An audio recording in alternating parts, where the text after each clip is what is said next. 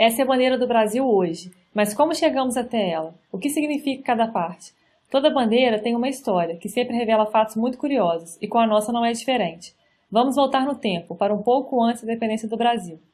Antes de declarar a independência, o Brasil fazia parte do Reino Unido de Portugal, Brasil e Algarves, e Dom Pedro era o príncipe herdeiro do trono. Na época, era comum que pessoas com títulos importantes tivessem uma coisa chamada pavilhão pessoal. Então Dom Pedro chamou um artista francês que desenhou isso para ele. Familiar, né? Vamos destrinchar tudo que está nesse desenho. A coroa representa a monarquia de Portugal. Essa é a esfera armilar, que representa as latitudes e longitudes celestes.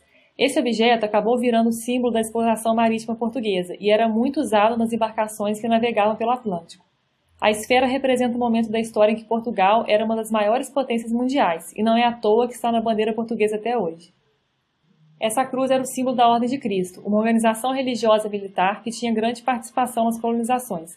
Esse símbolo acabou se enraizando na nossa cultura e pode ser visto até hoje em alguns locais.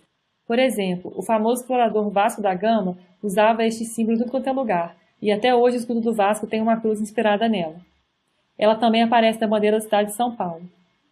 Cada uma dessas 19 estrelas representava uma província do Brasil na época. Isso aqui é um ramo de café e esse outro é de tabaco, que eram os principais produtos da economia brasileira na época. Quer saber outra curiosidade legal? Esses dois ramos estão até hoje no nosso brasão de armas, um dos símbolos nacionais que está, inclusive, na faixa presidencial. E o verde e amarelo, o que significa? É comum ouvir que o verde é das florestas e o amarelo do ouro e riquezas minerais. Até o hino à bandeira fala isso. Mas a verdade é que não sabemos com certeza. O decreto oficial que instituiu essa bandeira só fala o nome das cores, verde e amarelo ouro. Hipótese é o que não falta. Tem gente que diz que o verde é uma alusão aos dragões da Casa de Bragança de Dom Pedro e que o amarelo faz alusão à Casa Habsburgo, da princesa e esposa dele, Maria Leopoldina. Mas certeza absoluta não dá para ter. Enfim, isso tudo foi para entendermos o pavilhão do príncipe Dom Pedro. Só que pouco tempo depois da declaração de independência, ele deixou de ser príncipe e virou imperador. Com isso, a coroa da bandeira estava desatualizada, já que ela era de um rei e não de um imperador. Então Dom Pedro mandou trocar e essa passou a ser a bandeira do Império do Brasil, que durou todos os seus 67 anos. Até que um dia foi proclamada a República. Nos dias seguintes, a situação da bandeira ficou meio caótica. Em São Paulo, essa bandeira foi proposta e chegou a ser hasteada no Palácio do Governo. Apesar de ter sido rejeitada como bandeira nacional, ela foi reaproveitada e hoje é a bandeira do estado de São Paulo. No Rio de Janeiro aconteceu a mesma coisa. Esta bandeira foi proposta e hasteada na Câmara Municipal durante os 4 dias de República. Mas Marechal Deodoro, que era o líder do movimento da proclamação da República, não gostou dela. Ele achou muito parecida com a bandeira dos Estados Unidos e também não queria algo tão diferente da bandeira anterior. Uma curiosidade legal, apesar de não ter sido usada como bandeira nacional, ela não foi totalmente esquecida e serviu de base para as bandeiras dos estados de Goiás, Sergipe e Piauí, todas usadas até hoje. Todo mundo sabe que, no final das contas, essa foi a proposta aprovada de fato. Ela foi escolhida 4 dias depois da proclamação da República. Esse desenho era parecido com o da bandeira anterior, mas sem os símbolos associados ao Império. A novidade é essa parte do meio.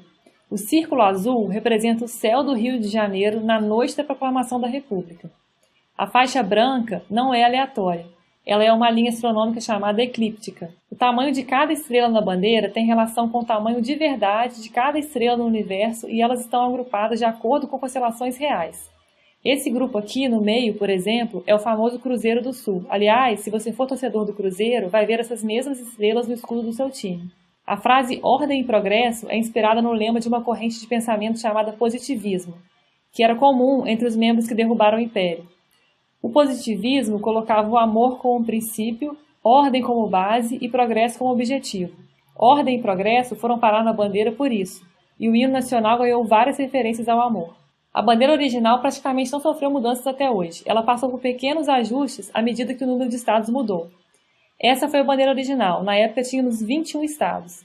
Em 1960, ela ganhou o estado da Guanabara, em 68 o Acre e em 92 foi a maior mudança, com a inclusão do Amapá, Roraima, Rondônia e Tocantins.